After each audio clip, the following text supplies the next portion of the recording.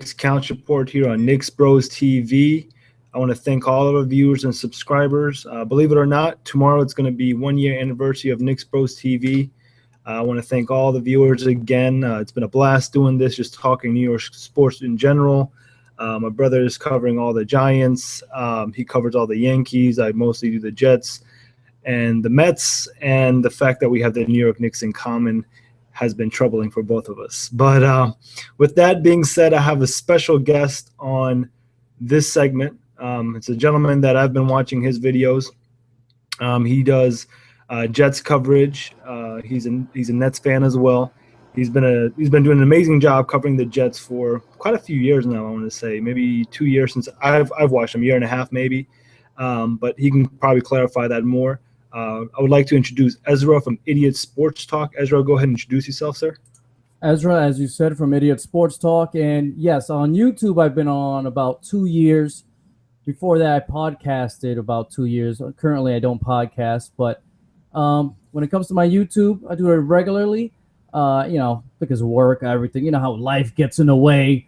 But I also do a weekly, during the NFL season, a National Football League, basically podcast, a video podcast on Wake Up It's Football. That's the YouTube channel, and it's called Red Zone Blitz. So we cover most of the NFL, well, all the LNFL, and obviously, since I'm a Jets fan, we get into that more in depth there. And my co-host, his name is David Ratisi, who's a SB Nation affiliate, ESPN intern. They actually offered him a job, so that guy's legit. I'm the idiot. I'm the clown on the show, but he's a Packers fan, and that's what I usually do, is just my channel and the weekly video podcast on Wake Up It's Football. Awesome. Yeah. No, I'm glad, Jets fans are kind of reaching out to each other, and we're able to kind of just, get our thoughts together and just talk about our beloved. You mean cry together? We could cry together because we can cry together. I wish I would have had the support during the butt fumble days. You know what I mean? I support shoulder to lean on when that happened. Remember those days? I still supported Mark. And you know what? To this day, I'm still a Mark Sanchez fan. I won't go that far. I support him. I'm still a fan. I'm telling you what. Maybe if it wasn't for that year they brought Tebow in and we didn't butcher his career, I'm telling you, that guy was. I'm not saying he's a great quarterback. I'm not saying any of that, but I feel like he was solid. He needed weapons around him, okay? We failed Mark Sanchez in his later career. I mean, in his Jets career. He didn't have any weapons. People were expecting – he's just not the guy to carry a team. And he never had an offensive-minded coach. Look at him in Philly. Yes, he was decent. He had some weapons around him, offensive-minded coach. He's having 300-yard games. He was great in fantasy football. No, stepping in as a rookie, I felt like he dealt with the New York media very well. His first, second year, we had a decent running game. We, acquired LaDainian Tomlinson, but those days are in the past. Before we get into the hair, I gotta give him that beautiful hair. Still, I'm saying Mark Sanchez has still got beautiful hair. He deserves that much credit. Okay, that was one thing great about him in the NFL. His hair. All right, there you go. There you have it. Mark Sanchez, you might have had a bad career, but you got great hair. Great hair. So before we go ahead and get started on the New York Jets, let's talk a little bit of NBA free agency. We all know that the New York Knicks drafted Porzingis from Latvia. There's an amazing rap song about that too, by the way. Make sure you guys check that out. It's in Latvian, so I wouldn't be able to translate that for you. I'll tell you what, the day we drafted Porzingis, half of New York got educated on Latvia. Everybody was like, where's Latvia? Where's Latvia? It's in East Europe. So we drafted Porzingis. Ezra, what is your overall thought as a Nets fan, chime in on the New York Knicks draft pick? How'd you feel about Porzingis? I must, tell the truth. I am a Knicks hater. 100% Knicks hater. I'm going to throw it out the way. I don't want you guys, to get him twisted here. And I've been a Knicks hater before I became a Nets fan, before they went to Brooklyn. But you know what? I think it was a good move. I would have went with Moutier, to be honest. That would have been my move at number 4. But you got to look at Phil Jackson's thinking here. He went for the big potential franchise type of guy that was available at number 4. After number 4, how many guys can be a franchise, has that potential? Maybe Moutier was probably that guy. Maybe the only one after that. Winston, please. Okay, he could probably be a very solid player, a starter in this league. As much all the other guys, just after number 4, the guys that are available at number 4, he was the only one, and maybe Moutier, that could become all-stars for a long time and potential Hall of Famers. Now, obviously, the other side of it is he has the potential to be a big-time bust. But Phil Jackson went for the jugular. He went for it. And think about it like this. When was the last time the Knicks held on to young property, high draft pick? I remember the last top 10 picks you guys had, you'd always trade away for what? Tonio McDyess, Mike Sweeney, you traded away, even though he became a bum. You traded Jordan Hill, who's became a solid starter in the NBA with the Lakers. You guys traded these people. Hopefully Phil Jackson is finally that executive that says, let's keep this guy, let's develop him and see what happens. Yep. No, that's exactly what's going to happen. I feel like I can't even disagree with, anything that you said. I agree with everything. The front office has been terrible. I think as a New York Knicks fans, we all realize that, but those days are over. Phil Jackson has stepped in. I still trust Phil. I feel like he's turned this team from a very aged team to a young team. I like the move that he did with Porzingis. Again, I agree with you just for the fact that we weren't within the top 3. Now, if we were top 3, we dropped, let's just say, an Okafor to get Porzingis, then I would flip out, But we had 4th pick, and we went with Porzingis. It is a bit of a risk compared to other players. But again, a guy like Moutier that's only played 12 games in China doesn't really say too much either. Well, I could defend that fact. Moutier, you got Towns, the number 1 pick. You got Okafor number 3. You got Russell. These guys all played in high school together, and Moutier was the rated number 1 high school player while these guys were in there together. So that has something to say. He could have his choice to go to any college. He just chose to go to China, and then he got hurt over there. So people saying he only played 12 games in China and this and that, he's a mystery. That is BS, okay? Larry Brown, the former Knicks great coach, he had a commitment with him because he had a commitment to go to his college. But he said, no, this guy was the best in high school by everyone. So I think he would have been perfect at number 4. Yeah. But it is what it is. I can't get on Phil Jackson. Believe me, I'd rather have Phil Jackson than Billy King. Oh, totally. Billy King, you want to talk about having an opportunity to start things off fresh. And again, I don't know what your opinions on this are, but I've shared this with Jayhawk Jet, which is he's a fellow Nets fan. I felt like the way he built up that first year team by not going after too many young players wasn't the right move. How do you feel about that? He hasn't had really a chance. You know what? The guys that he did pick up the last couple of years, like maybe in the second round, and he's trading cash for picks. He's done a well job picking all these European players that have been very productive for us. But he's been trading away our first-round picks for the Ron Williams. The Joe Johnson trade is just absolutely atrocious, okay? We could have had top 10 picks. That's the one that really hurt us. And at this point, he has no other choice but he had to resign Brook Lopez. He had to resign Young because it's not like he could do what the Knicks did. You know what? Let's have a terrible season and get a high draft pick. No, because they don't have it. So they have to spend the money now. Billy King put himself and this organization in this position. Yep. No, we'll go ahead and get into the free agency a little bit with what the Knicks have done so far. They signed a fellow from Trailblazers to a 2-year deal. I believe they're paying him $16 million. And also we came short on signing Jordan. Also, we came short in signing Greg Monroe, and Aldridge was none of these guys. I felt like, besides Greg Monroe, was something that was realistic for us. The fact that Greg Monroe signed with the Bucks, I feel like it's a good move for him. That's the guy that I was trying to cash in on. But I'm assuming Phil Jackson saw something in him that he wasn't willing to give him the max contract. So with that being said, us getting Robin Lopez, 27 years old, I feel like he does a decent job playing defense. So you're getting all these key guys for the team, hopefully being able to support and allow Melo be Melo on night in, night out is probably a decent move. I'm not overly satisfied with the free agency. I guess I'm okay with it. It's realistic for the Knicks. So what's your take on that, Ezra? My take is this. How many teams really have in the NBA have home run franchise changing offseason? Not too many, okay? Yeah. I know the Heat a couple years ago, stuff like that. It's just you don't have the assets to be trading for guys left and right.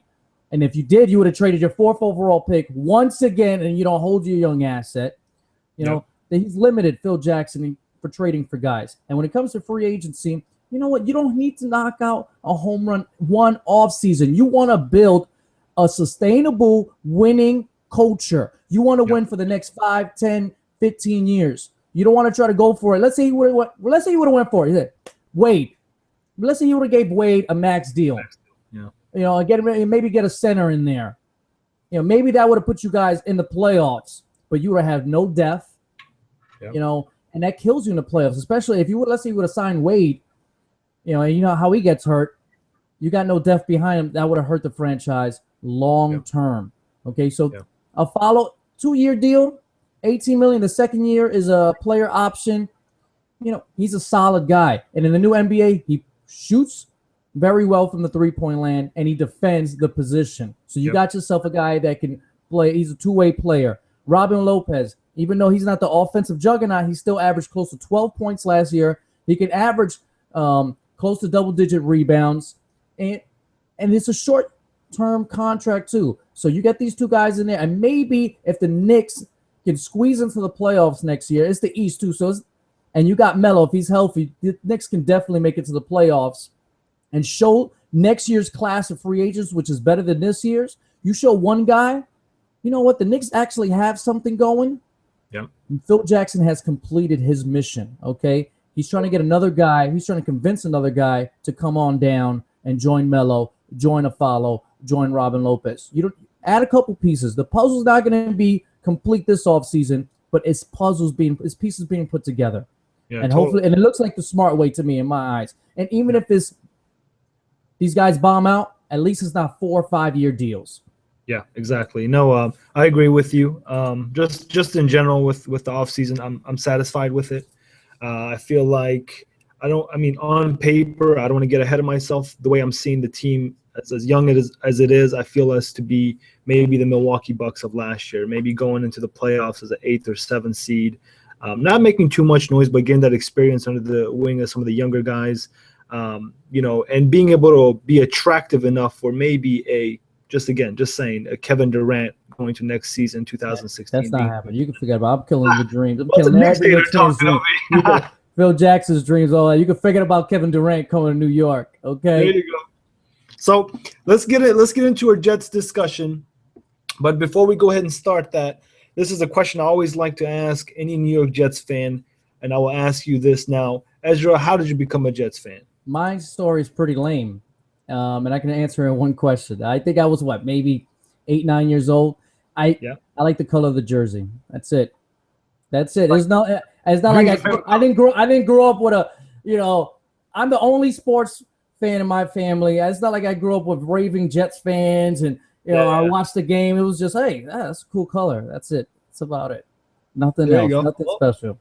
No special. Even when I was growing up, the Jets sucked. So it's not like I had a favorite player when I was at a young age. It's not like I remember the New York Sack Exchange during the 80s. I was too young to enjoy that. So during the 90s, I remember 1-15. I remember all those terrible records. Well, there you go. I'm glad the color did it. So here we go. It's been a long off season for the New York Jets.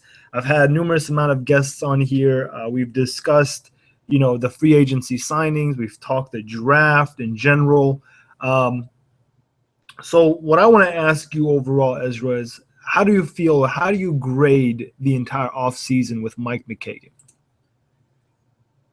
I would probably give him maybe a B-. I like that. I'll start with the draft first. I like that he went with the best available player on his board. Okay, he didn't go for need. I don't believe in going for needs in drafts. I don't care regardless position on what you got. If you feel like he's the best player, he's graded number one by a whole, by margin, you take that player. And he did that with Williams. And right now, today, with the news of yesterday, with Sheldon Richardson is looking spectacular right now. I wanted Beckham in the second round, Green Beckham, but it is what it is. I like Geno Smith. He adds that dimension of going deep. We picked up some rotational guys later on. I would have liked to touch the offensive line in the draft, but it is what it is. And another thing I wanted in the draft is a running back, a speedy, change of pace running back. And that's one thing he failed in the offseason, and I'm talking about now, is when you got Chad Gailey, your new offensive coordinator who does spread offense. I remember a guy named C.J. Spiller having a sick year, his best year in the league in his offense. How come we didn't bring in a guy, that's a change of pace? All we have is Thors at the running back position. You got the same running back 4 times. You got Richardson, you got Ridley, Stacy. You got the same running back. That I don't understand that part.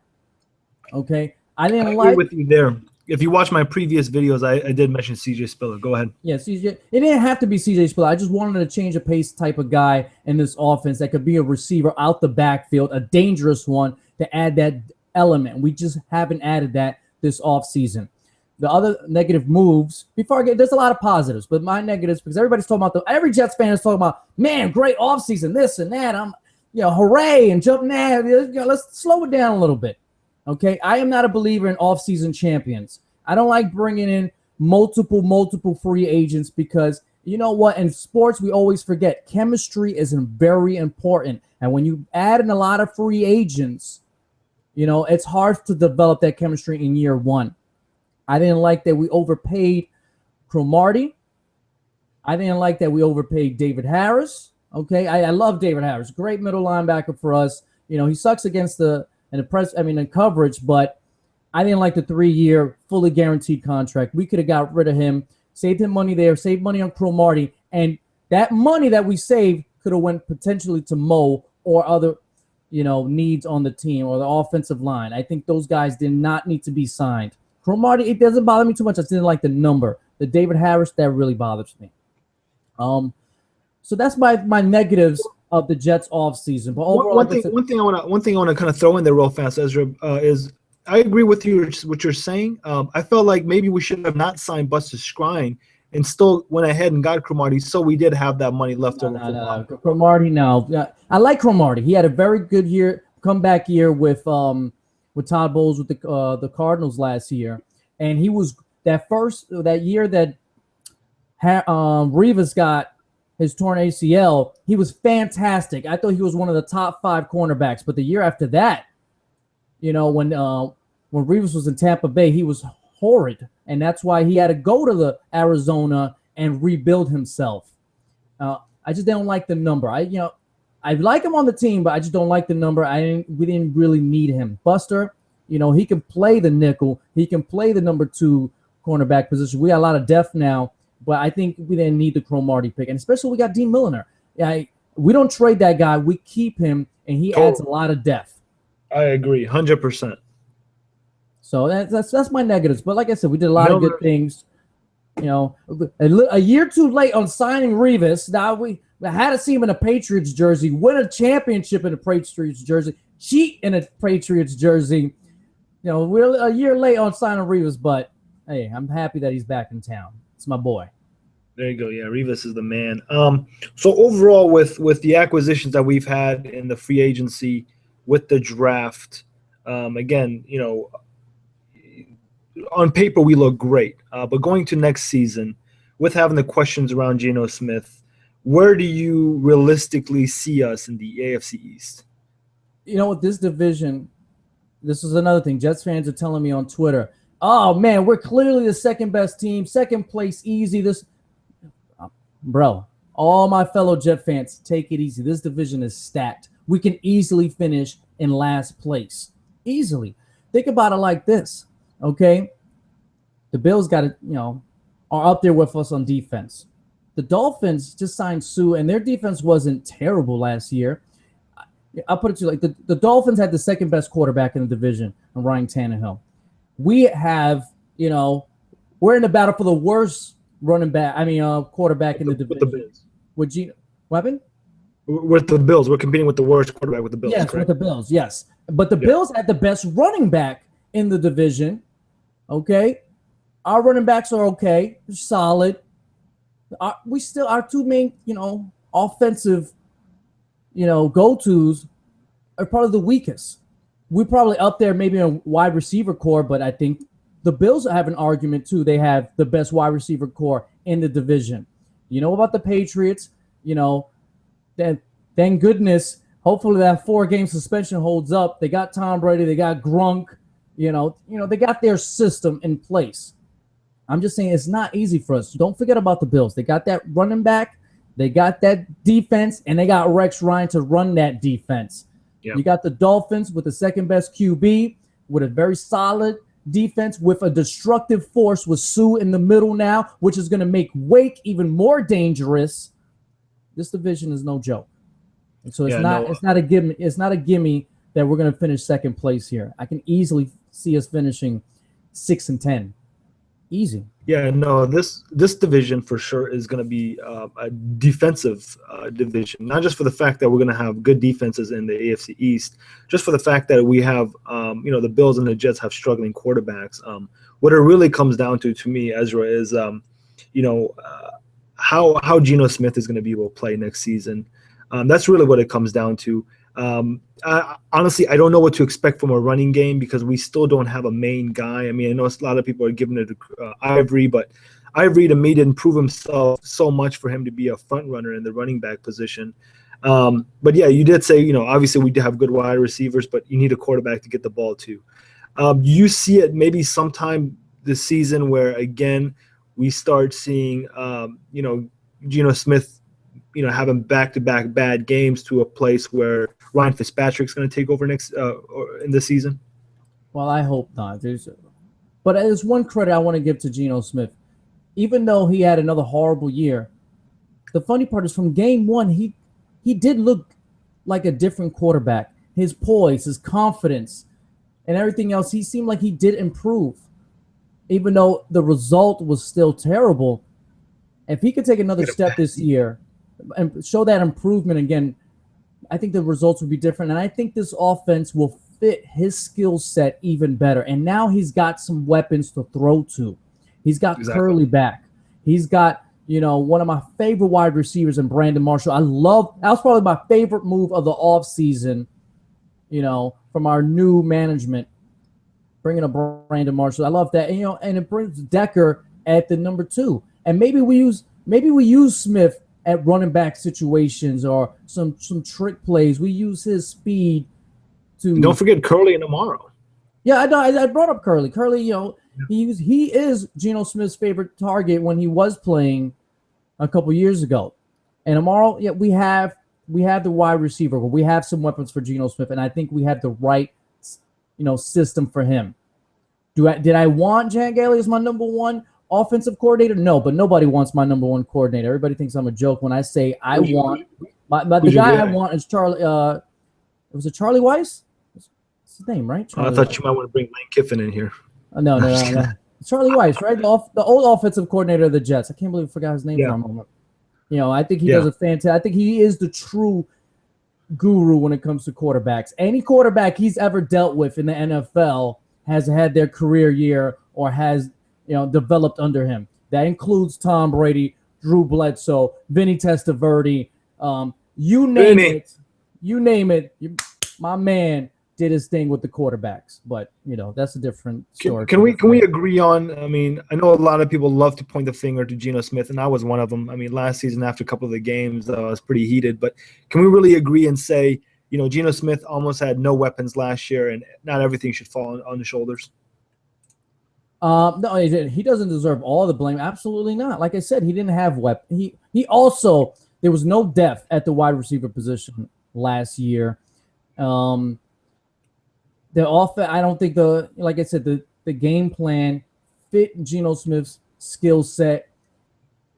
And we were, like I thought the same thing with with Mark Sanchez, at times we were too loyal to Geno Smith.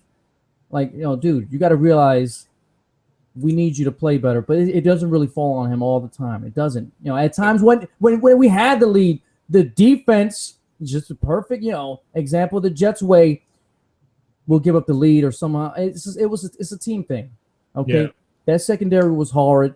All the struggles do not fall on Geno Smith, but he is the biggest key to us claiming this division and staking something in the playoffs. Yeah.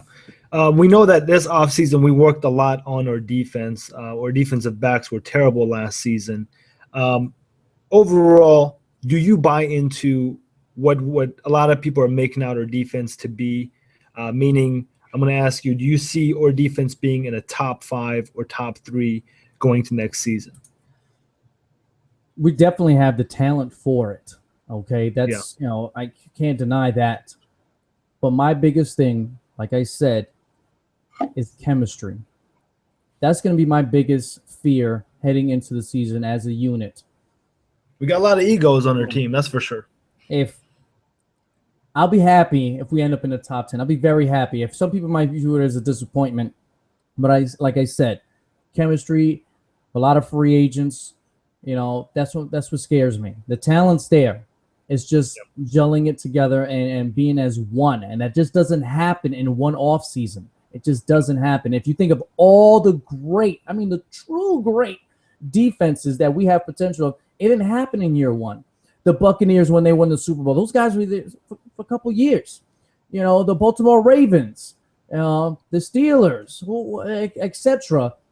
It just doesn't happen in year one. If we're in top 10, we're good. And if our offense could be in the top 15, I think we'll be fine. We'll be fine. Yep. I want to say to all the viewers watching, if you guys have any comments or like to leave Ezra or me a question, please go ahead and do so. With that being said, let's get into the Shelton Richardson situation. I know, when it came down to mini camp practices or the practices that they had in the beginning of the season, Sheldon Richardson did not want to attend. A lot of Jets fans got onto him about it, and I personally got on Knicks Bros TV, got on the same computer, and basically kind of backed up my boy Shelton Richardson. Notice I said boy; he probably doesn't even know me. But I backed him up, basically stated that, just let the man enjoy his time with the family. But I didn't realize the family was a blunt in his mouth. With that being said, how do you feel about the 4-game suspension for Sheldon Richardson, and what type of impact would it have on our Jets team? Man, the impact and what it leaves for me is question marks. That's all it does is leave question marks. And I was just, when I first heard the news, I was like, I couldn't even get upset. I was like, this is Jets history. Anytime we feel good, there's something that's got to happen. There's always something that's got to kill our mojo. And Sheldon Richardson, it just leaves it's so many questions now. Now it's up to management. Do we sign Mo? Because I think if you asked before this, the consensus is amongst us is, you know what? You let Mo walk. And if you had to sign one out of the two, you probably let Mo walk and you sign Richardson. Now, with this situation, maybe you go towards the Mo side, because how do we know Sheldon Richardson is not the new Josh Gordon? Josh Gordon is a fantastic top 5 wide receiver. He's not top 5. He's not on the field. If he's getting suspended for a year, if he's potentially could be suspended for 2 years, Sheldon Richardson is no good to us if he's not on the field. And I'm letting you guys know, it's not like you get suspended because you got caught once. He's got caught twice already, and that's why he's got the suspension. Yeah. So I don't know. Obviously, I don't know him. I don't know if this is going to be a problem going forward, but he cost himself, maybe some money here, and I think he did. Now, does that work in our favor? Do we say, okay, that's leverage for us when free agency comes around? But then again, that's leverage for Mo, saying you definitely need me now. And the way these defensive tackles and defensive ends are getting paid nowadays, you think of the Sues, the McCoys, all these defensive tackles are getting paid big time money, and Mo wants that type of money, and Richardson's going to want that type of money. So that Williams draft pick looks even better at the moment because there's so many question marks. And now Now going forward, we really have to choose Mo or Richardson. And now with this suspension, I think you got Mo having a lot more fan base on his side. Yeah, no, I agree. We do have a comment from a gentleman named Jedi Knight NY. Again, this guy, he leaves us good comments every week. He's able to tune in. He's a huge Jets fan. I'm going to go ahead and read his comment for us. I agree with the division being stacked on the defensive side of the ball, especially with Buffalo. Rex Ryan aside, everyone talks about the defensive line of the Bills, but a guy who is overlooked and can easily be a top 10 corner in the league is Stephon Gilmore. Ezra, what's your take on that? What's the question exactly? It's not much of a question. It's more of a comment. I just want to know what your take on it is. He basically agreed on, the division being stacked on the defensive side. He said everyone talks about the defensive line of the Bills, but a guy who is overlooked. Oh yeah, on the Bills. Yeah, of course. Like I said, it just adds to my point that the Bills are stacked, and they could be as good or even better than us on the defensive side of the ball. And that's why I tell my fellow Jet fans, it's not a gimme. It's not a gimme. We look great on paper, but and the advantage the Bills have is they've been together. It's not like they're adding. They had a big offseason on the defensive side of the ball, adding piece by piece by piece. They have the chemistry already. So if you're asking me, I think the Bills' defense are more likely to be better than ours this upcoming year. So that's definitely arguable for sure. Let's get into the hot seat.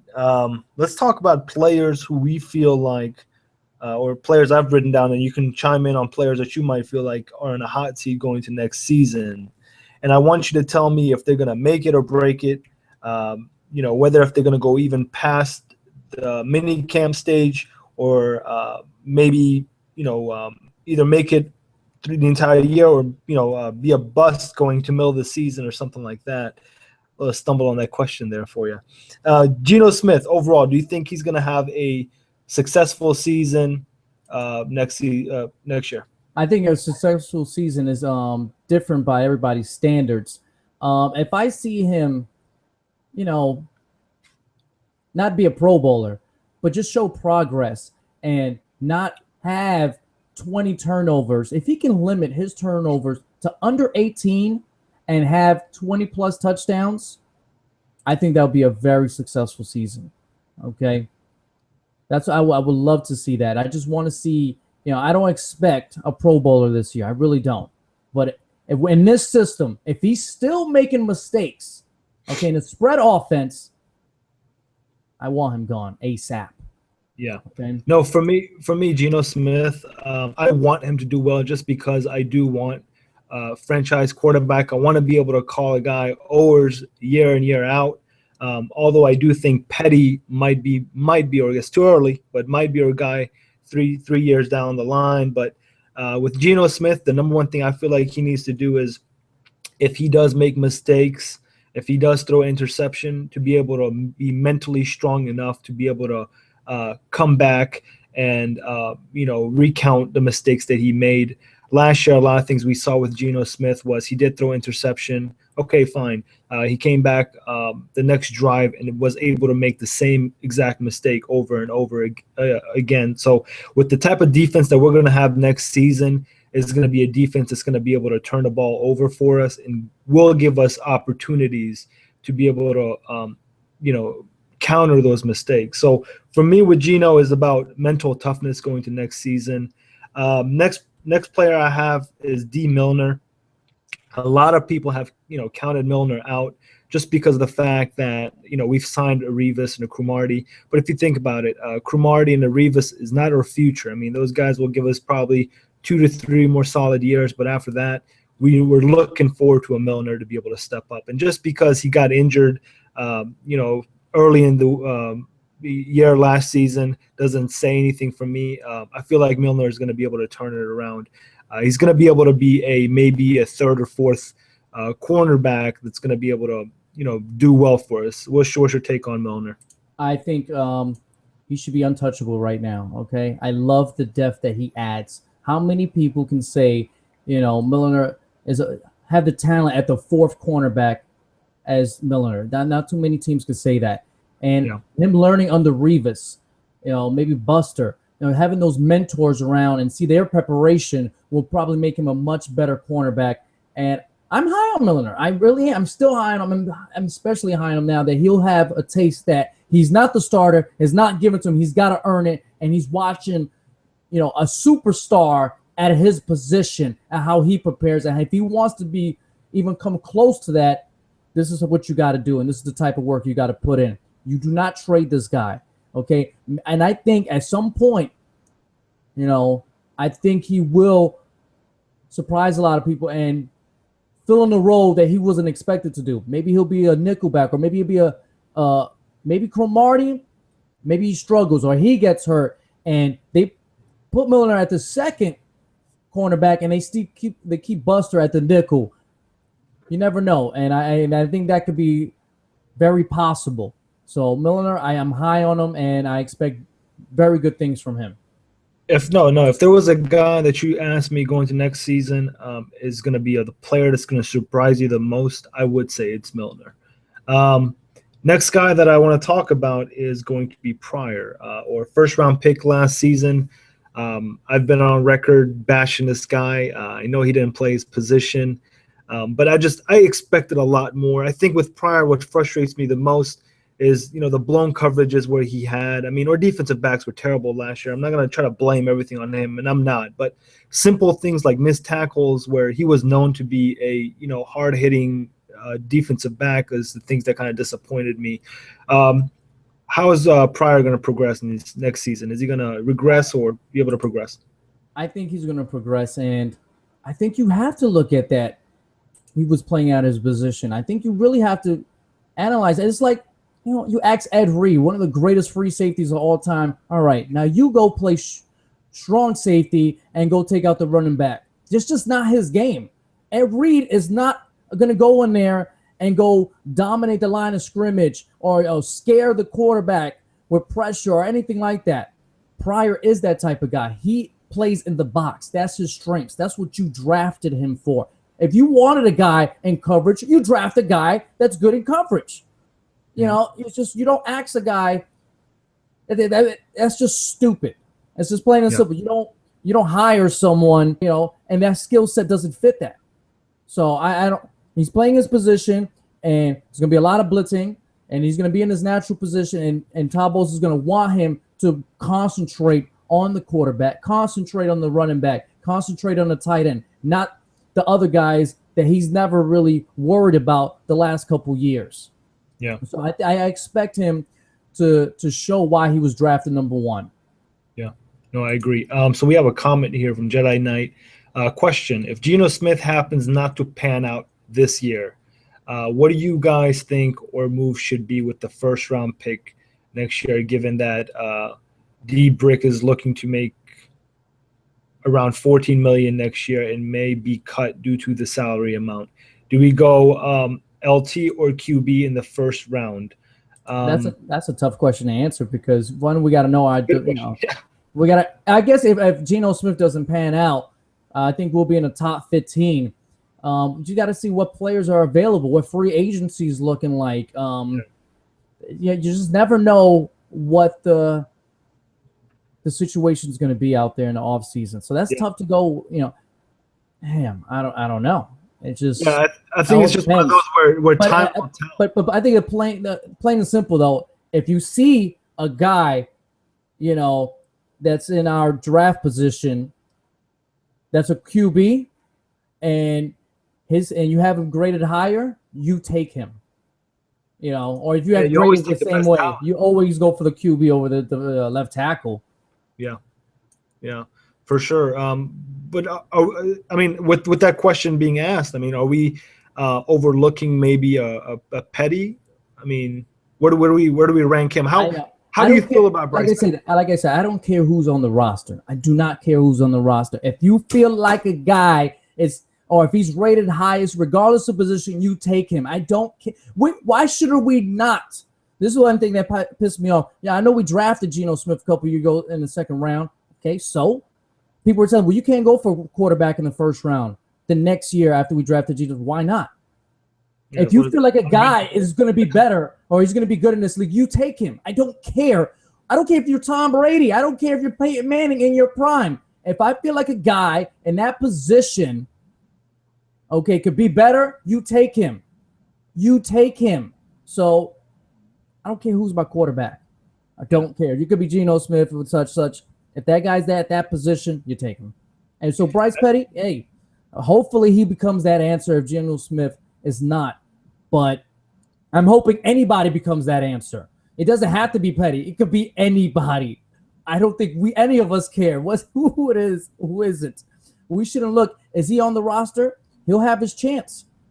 It's a good thing he's under contract. He'll have his chance to show if he's the guy. If not, I'm not going to pass up on quarterbacks or pass up on free agents because, we might. Listen, I don't want a question mark. I finally want an answer at the QB position. Yeah, no, I agree. I want to talk about the next player. This player, last time we did a Jets talk, we had a couple of people on here, Young J00 being one.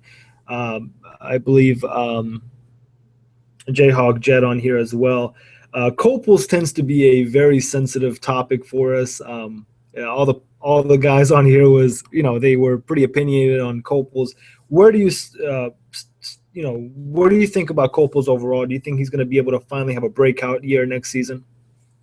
When I think about Copels, he's suffering from the same thing that Calvin Pryor suffered last year. He's playing out of position. You drafted a defensive end to play outside linebacker, and now we're blaming Copels because he has the talent. Well, guess what? You should put him at defensive end, okay, if he played defensive end. I am not blaming. I think Copels did fine.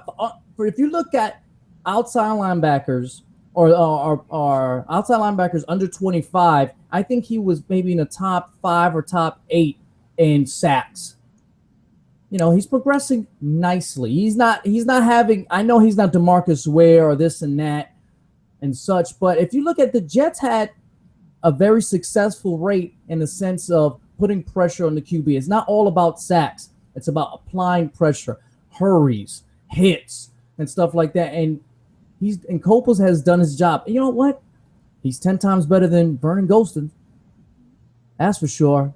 Okay, not every team has a star outside linebacker. You have productive guys, and I think, he doesn't have to be a Pro Bowl every year. But if he could get me 6 to 8 to 9 sacks a year and just apply that pressure, I'm happy with that. And I think Jets fans need to stop looking out. I don't expect 15 sacks from this upcoming year. I don't.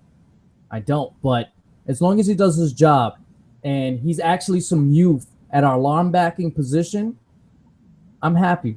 I'm happy with him. He's not a scrub. He's just not a star.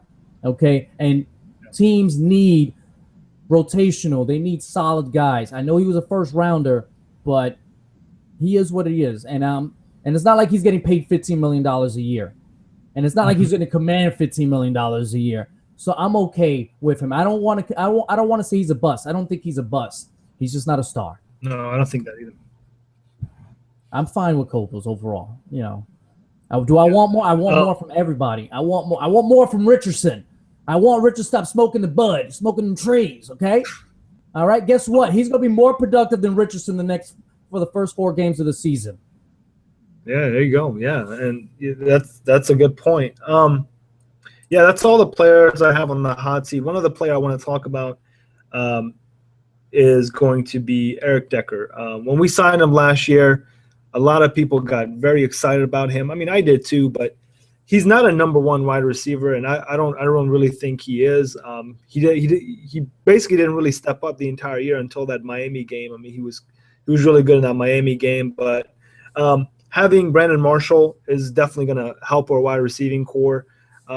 Overall, how did you feel about Eric Decker last season, and do you see him really being able to stand out because there will be a maybe double team on Brandon Marshall going into next season? I thought he had an okay season last year. I thought some games I was like, what are you doing, Decker? What's going on? I didn't expect 1,200, 10 touchdowns. Not at all. But there were some plays that I questioned his maybe heart. I don't like to say that, but or his lack of commitment. There were some plays, not games, but some plays. I was like, what's going on here? He didn't seem very consistent. He didn't seem very crisp all the time. And that's what I'm looking forward to this year, is to see him be consistent all games. All right? That's what I want to see, just consistency from Decker. And let me tell you something. When it comes to, Super Bowl winning teams, you don't need a number one wide receiver, a true number one. People always talk about, oh, man, we need a Dez Bryant or those type of guys. You don't need that. We got one now. We got one now with Brandon Marshall. He's, in my mind, for a lot of years, he was a top 5 wide receiver. Now, top 10 guy. I think he's been pushed out a little bit out of that top 5. But you don't need Seattle. Who do they win with? Undrafted guys? They won a wide receiver. They won undrafted guys with a third-round QB. Okay? Yeah.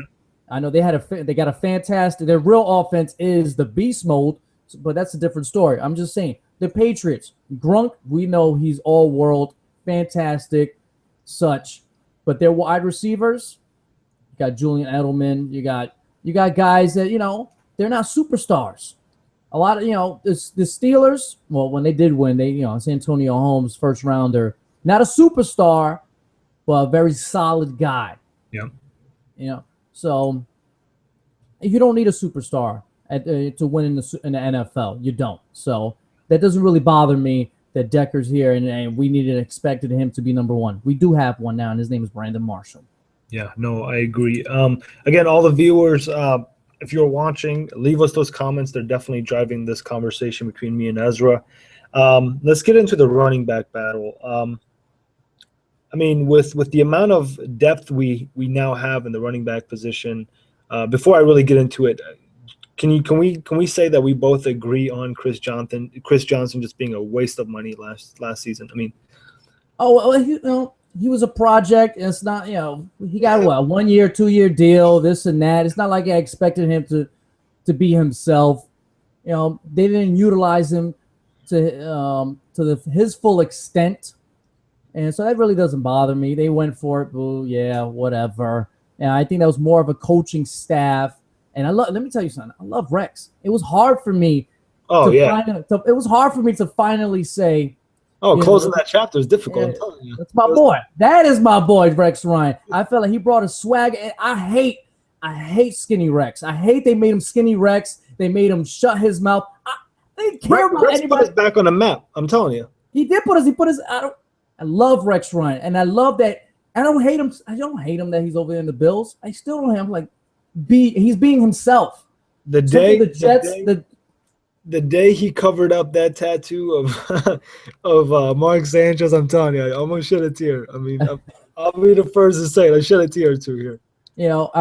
That's how it's funny. That's how me and my boy from Wake Up It's Football, David Ratzisi, we didn't know each other, but he made a video talking smack about the Jets and talking smack about Rex Ryan. I said, whoa, why are you getting on my boy Rex just because he talks a lot?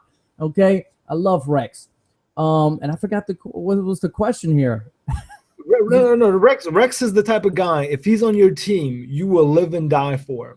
But if he's not on your team, like right now, I'll be honest with you, as much as I love Rex and I've been known to be a Rex type of guy, when I see Rex in Buffalo and the way he's bashing the Jets, and I'm like, that's him. You know what I mean? It just reminds me. It's just like, that's the guy that's to be. He got that swag from us. That's where he started it. When people hear him talking that junk, he's like, oh, he's back to his old Jet stuff. And I miss it. I wish ownership didn't, I wish the fan base didn't get on him like that and appreciate that he's one of the best Jets head coaches in our history. That's not saying much, but he really is. Two AFC championships for a franchise that's only won the Super Bowl once in 1968. You got to give Rex Ryan the credit where the credit's due. But I will tell you this. By getting Todd Bowles as our head coach, I got to say it is nice to be able to wake up and not see your team, your franchise all over media, especially when you're a New York City team. I felt like, as much as I love Rex, I felt like sometimes there was a unnecessary amount of attention brought to the team. Last season, I'll be honest with you, I don't think he would have been under such pressure if he wasn't the guy coming out at beginning of the season and just saying, we have an amazing team, yada, yada, yada, we'll do this, knowing he didn't have much weapons. So I like the fact that we're kind of a low-key type of team. I like the fact that, basically judging the Jets is going to come down to every Sunday rather than the conference, on Mondays, Tuesdays, or Wednesdays. Give me your take on that, Ezra. I think this personality stuff, in general, when it comes to players and coaches, wherever in sports, period, is a little overrated. Like, calm down, people. Okay, these are regular people. Also, this is his personality. Okay, judge him on his results, his X and O's, and stuff like that. And last year, I was ready to let him go because of that, not because of his personality and because how he defends his guys and believes in his guys. Yeah, he don't have a lot of weapons, but he's trying to tell his guys his lack of speed wide receivers, his wide receivers that can't catch the ball, his running back that have no speed. I believe in you. I have no other choice. My job rides on your abilities and my coaching. And he brings them up, and that's why players love him because, he's a player's coach. He's a player's coach, and he gives them that inspiration. So imagine Rex Ryan as head coach and Mike McKagan as your general manager. And maybe why not? He's from Texas. Those Texas guys, they don't play around. They believe in they're the best, and they want to prove they're the best. And I bet you in a lot of ways they may have the same personality. Maybe he doesn't show it to the media because especially this is his first general manager, position. But maybe behind closed door, they're probably the same way. And let me say something about Todd Bowles. He was my number one choice after we let go of Rex Ryan. So I'm very happy about that. And yeah. I feel like Woody Johnson, he hasn't got enough credit this offseason. He redeemed himself. He did a fantastic job this offseason. He went for a guy. He listened to this GM. This GM said, you know what? I want to clear house. I want to open up the scouting budget. I want to do these things my way. And Woody Johnson said, hey, here's the money. Here's the power. You do what you got to do.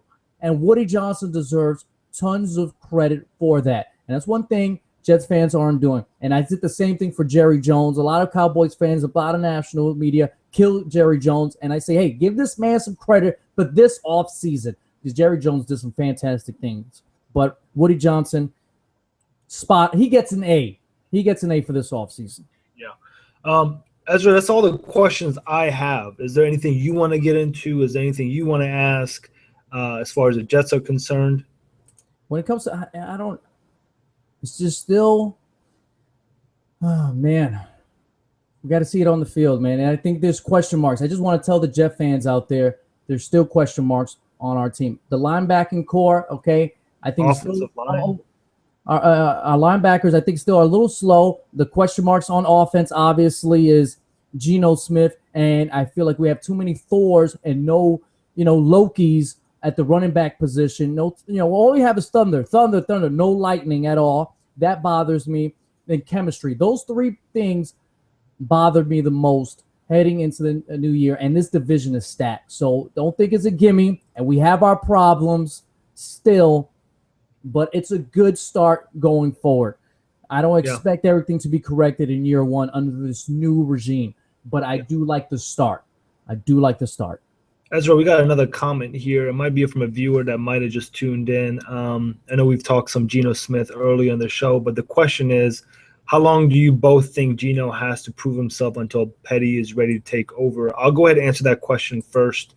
I think Geno Smith has this year to prove himself, but it all kind of comes down to, like Ezra said, how much he improves or how bad of a season is he going to have next year. I mean, if he has a terrible season, he's done.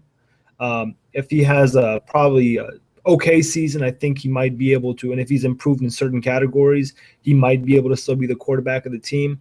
Now, as far as Bryce Petty taking over, I don't think he's going to take over until maybe a year and a half, 2 years from now, and I don't think he should take over the team. If anything, Fitzpatrick should be the guy. But to answer your question, I feel like this is Geno Smith's year to make it or break it. Ezra? Totally agree. It's Geno Smith's break it or make it year. But let's stop anointing Petty as the potential as the future QB of the Jets. I hope that's not the thinking of the management. Okay, I really hope they're like, you know what, we got our guy. Do I hope he is? If Geno doesn't, of course, but I hope that's not the thinking. I hope the fan bases got this high hopes on Petty, even though Petty has the right offensive coordinator because he's a spread offensive QB. Now we got a spread offense coordinator, so they fit together. I like that, but I'm not ready to anoint him as the future. Yeah. At all. And obviously, I'm not ready to anoint Geno Smith as the future. As I am concerned, the Jets still have question mark at starting, backup, veteran, such, blah, blah, blah, at QB. We just have question mark at QB, period. That's all. Yeah. Today, tomorrow, and next year. And 2 years from now, 3 years from now. No answers. We've had a question on that QB mark for a while now. I got another comment on what you said about Todd Bowles. The comment is, so far Todd Bowles is making Woody's decision not to wait in order to hire Dan Quinn look like the correct one. No, totally. I agree with that comment for sure. I do want to say I did, consider Dan Quinn as my number one guy at first. Then, when I noticed Todd Bowles was an option, I was very keen on getting Todd Bowles just because he had an amazing year with that defense. What's your take on that comment? How do you feel about Dan Quinn overall, Ezra? Overall, Dan Quinn, he seems like a solid guy. He comes from a good tree, the Pete Carroll tree. But I also like the makeup of Todd Bowles that he learned under the guy from the Cardinals. Who I can't believe he's one of my favorite coaches, and I can't believe I forgot his name. Oh, I have his picture. I don't have his name. I forgot his name, but he was. That's a very, very aggressive head coach. He's very aggressive. He's an offensive-minded coach. He's very aggressive, and I think Todd Bowles is the same way. They have the same makeup, and I think he learned a whole lot under him. And I think he was on the staff with the Colts too, I believe. Todd Bowles. Maybe I'm wrong about that. Either way, he was my number one choice. Dan Quinn, he probably wasn't in my top three. I had Todd Bowles. I did have guys like Hugh Jackson. I actually wanted to go offensive-minded this time. Yeah. Besides Todd Bowles, because he was my number one. After that, I had offensive guy like Hugh Jackson, for example. Another guy is, I forgot. I actually did like Jay Gruden from last year. Okay, a lot. But even though I like Zimmerman more, but that was last offseason before the Redskins picked him up. So, Todd Bowles, I'm happy with the pick. There's nothing I can say negative about him. And he's making all the, everything looks like the right move in the offseason. We got to see the results. We got to see how the team responds to him, how we can handle, time management, everything. We got to really see him manage a game before, we anoint him the savior. Okay? Because, I love Rex Ryan, but he had plenty of holes in his game. And I'm not one of those guys that call Rex Ryan a defensive coordinator. That's ridiculous. Okay. Bruce Arians, right? Huh? Bruce. Is it Bruce Arians? Yes, Bruce Arians. Love him. A comment is it's Bruce Arians. Yes, it is. Bruce Arians. There we go. So I'm in basketball mode right now. Still in basketball mode. As I was saying, what was I saying? I was talking about Todd Bowles. We can't anoint him as the savior right now. And we got to see what type of holes that he has in his game. And Rex Ryan, he's just not a defensive coordinator because I used to always say, what is Sean Payton? What is Sean Payton with the New Orleans Saints? He's just an offensive coordinator? That's just ridiculous. He won a Super Bowl over there. He's one of the best head coaches in the league, but he doesn't do any. He doesn't touch. He takes pay cuts as a head coach so he can hire defensive coordinators to run that whole thing. And that's why he didn't know about Greg Williams' activities, when it came to that whole situation. Yeah. Bountygate. There we go. Bountygate. What's up with adding gate to everything? Spygate, Bountygate? Yeah, I have no idea. I'm broke gate. How about that? There you go. So with that being said, give me your overall, again, this is just us predicting things as fans. None of this stuff is, it's just our opinions, but give me a record of what you might see the Jets have after next season? Man, that's a tough one, man. I mean, I'll tell you what. I've been on the record. I've said 9-7, and the reason why I'm saying it, because I do feel like Geno Smith is going to have a decent season. I feel like we're going to have a decent running game. I feel like the change for us is going to come from the defense side of the ball, being able to give Geno Smith, couple of more opportunities. I think the biggest thing for us is we need to have a better end zone, red zone offense for sure. But I consider us to be a 9-7 team. The reason also is because we need to have against the AFC East teams, we need to at least be over 500 to be able to accomplish that. Ezra, what do you think? People are going to look at this video and be like, man, this guy's skeptic and he's so negative. I think we're 7-9. If you ask me right now, 7-9. I'll take 7-9. 7-9, and I think I'm being generous, okay? I probably want to say 6-10 because, like I said, the Dolphins, we have an opportunity right now. I'll tell you, the first 4 games, we had an opportunity to really, to solidify maybe the season in a sense because, Tom Brady's out for 4 games. The division's got to take advantage of that. But now with Richardson, with this situation, potentially our best player on defense, it's Revis in my mind. It's a hit on us. But the Dolphins had the second best QB in the division, and Ryan Tannehill. And in my mind, I think he will solidify himself as a top 10 QB. So I'm scary about that. And they got weapons. His contract, he needs to. Oh, God, he doesn't need to. That's just the market. That's just like these NBA players. These these top 30 guys are getting paid max deals. But anyway, gotta like the Dolphins defense. They got Sue in there. It can make Wake, and they got a very aggressive general manager and Mike Tannenbaum, as we know. So if the Dolphins have any holes, this man is not afraid to go trade for someone in the middle of the year and pick him up. So I think right now I might think that the Dolphins are the second best team in the division. The Bills had the best running back, and I think they will have a better defense than us. So I think we'll finish in last place, unfortunately, with a 6-10, 7-9 record. There you have it. Well, I think it's going to be the same situation with that. Was the AFC North with the Steelers, Ravens? Yeah, they beat up on each other. I think tough division. We're just in a tough division. I mean, if we were in the AFC South, not to count out the Colts and the Texans, but I mean, we have a very strong division, and a lot of times you got to look at it as the division that you're placed in, and that's how we're comparing the Jets season to turn out is based on that division. Is that what you're thinking? Yeah, well, that's what I'm thinking. It's just division. It's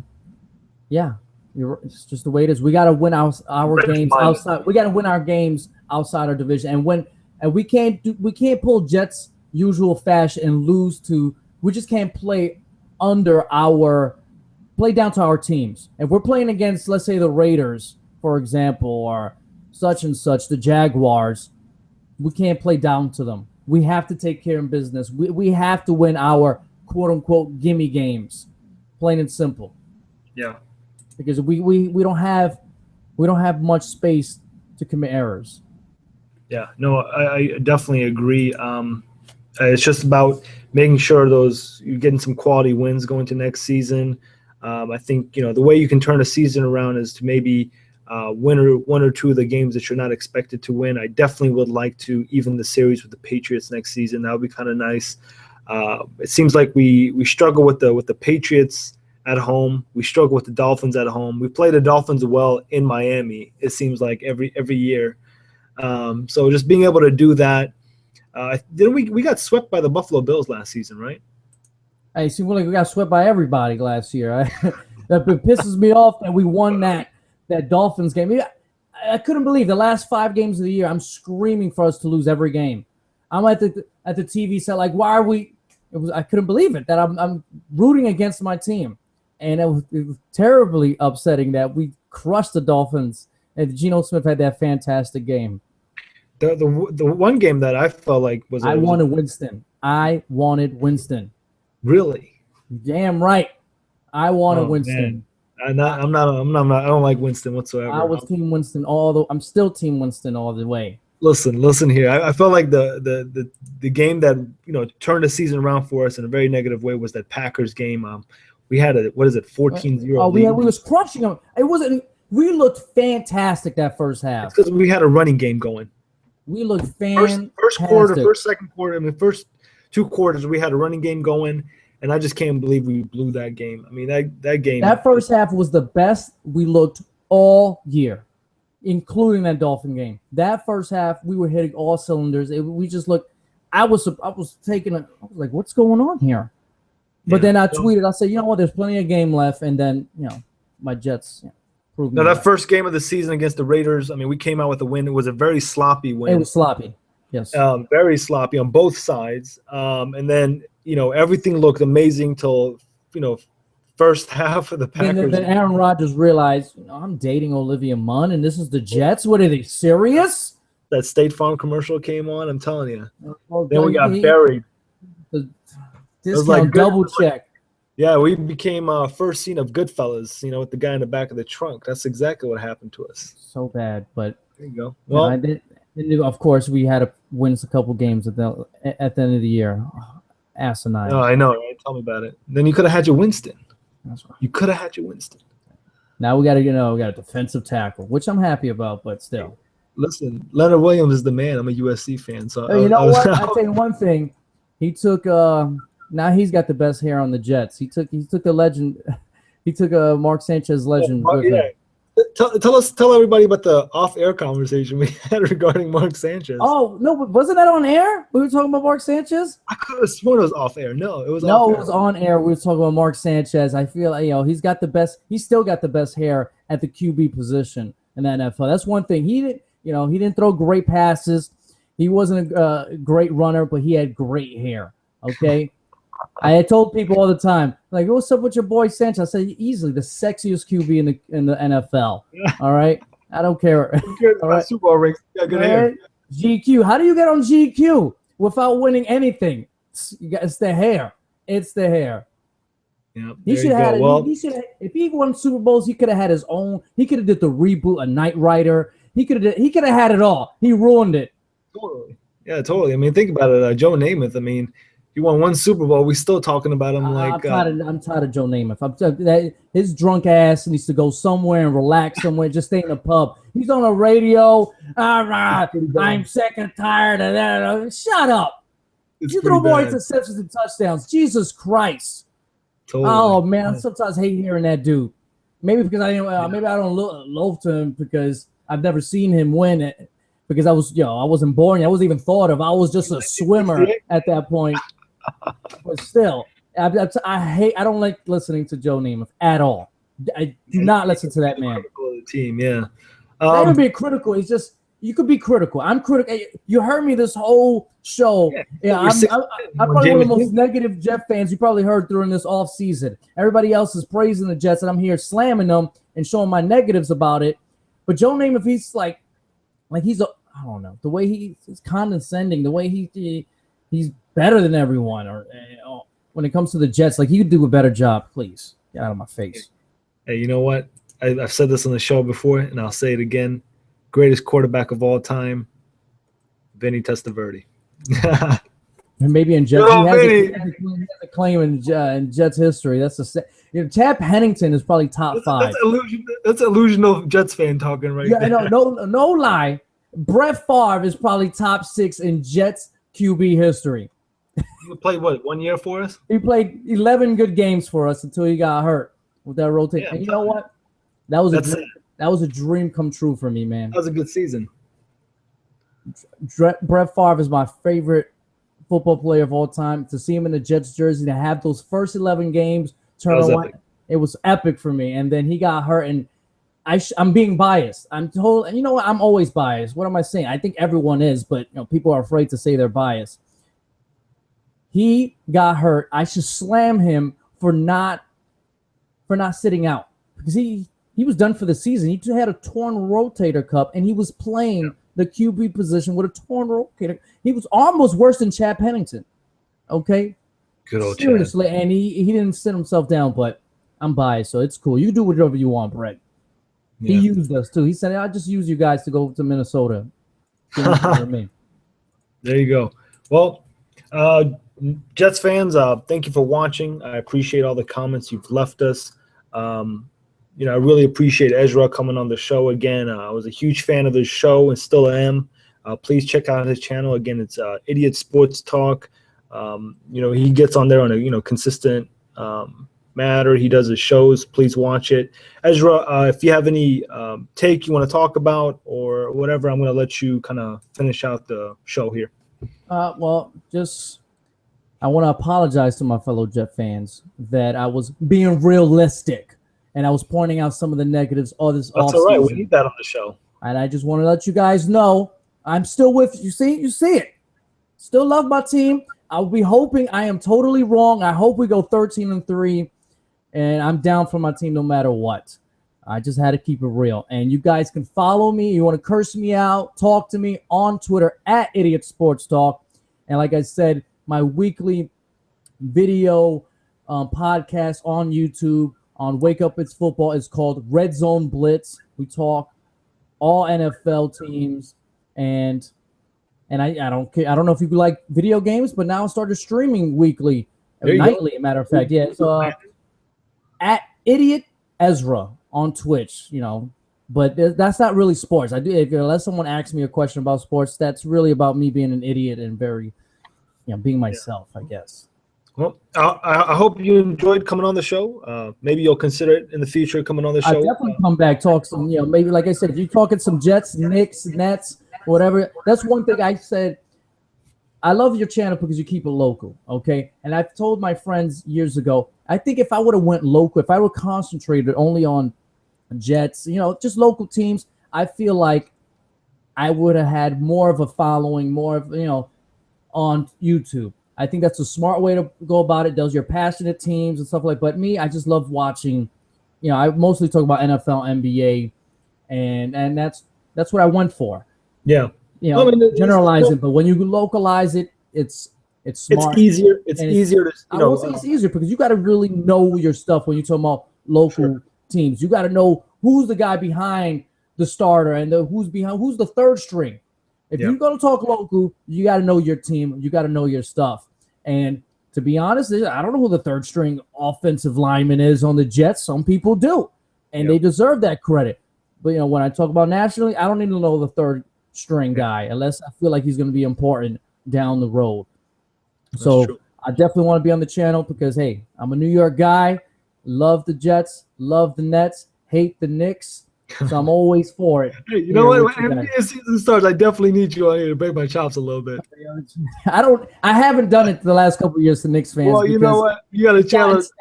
It's not fun anymore.